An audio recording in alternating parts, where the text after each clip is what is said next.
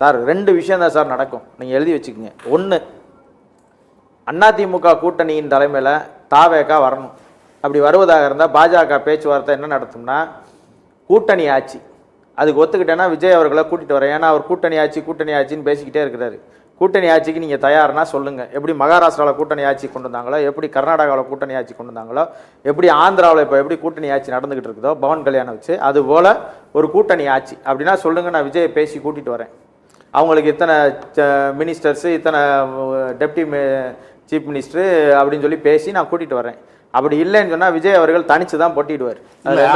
சீமான் அவர் மேலே வந்து தமிழக அரசு வழக்குகளே போடலையே, அதுக்காக நீங்க திமுக பக்கம் போயிட்டீங்களா என்ன?